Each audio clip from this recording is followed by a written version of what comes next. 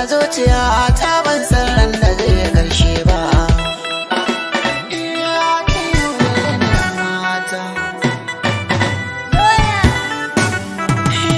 Komai nake faɗa tabbata ba za na wuce haushi ba.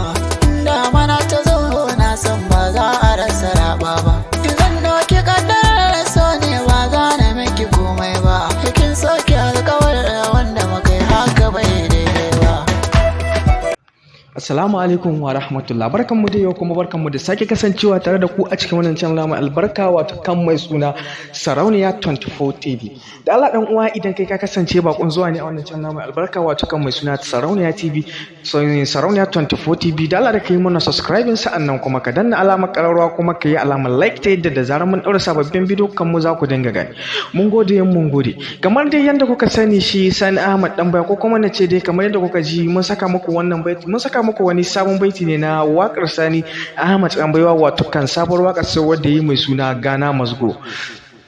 Wato a cikin wakan nan tasa wadda ya Gana Mazgo a gaskiya ya yi abubuwa na ban mamaki sa'annan kuma ya saki kalamai na ban mamaki kuma waka ce wadda ta yi daɗi kuma waka ce wadda mutane suka ɗauki lokaci suna jira. Da Allah dan uwa kada ka manta dai ka yi mana sharing ɗin wannan bidiyon da muka kawo muku musamman a group naku na WhatsApp da na Facebook da dai dukkanin wata social media da kuke da ita. Hakan yanzu zai ƙara tabbatar mana da cewa kuna bibiyar fitattun ayyukanmu da muke kawo muku a koda yaushe kuma kuna jin daɗin su.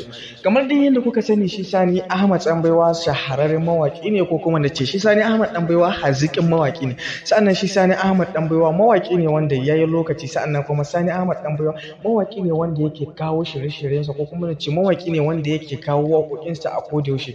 Mawaki ne wanda an ɗauki tsawon lokaci na kan ce ya taka rawar gani tun a 2020 kuma ya zo a 2021 yake taka rawar gani kuma gashi ma still a yanzu a 2022 yana taka rawar gani kuma ake yabawa da ayyukansa, yana kawo waƙoƙi na daɗi kuma yana kawo waƙoƙi na soyayya da sauransa. Ana da yabawa da ayyukan da yake kawo mana. Da Allah dan uwa kasance tare da wannan tashar ta mai albarka wato kan mai suna Sarauniya TV, da ka yi mana subscribing ɗinta kuma ka danna mana kalmar nan ta alamar like. Hakan yana tabbatar mana cewa kuna jin daɗin fitattun ayyukanmu da muke kawo muku kuma muke saka muku a kodayaushe. Sa'annan kuma ku ƙara da yi mana share ɗin wannan bidiyon musamman a gurin naku na WhatsApp da na Facebook. Mun gode sai mun haɗu da ku a cikin wani sabon bidiyon mu na gaba.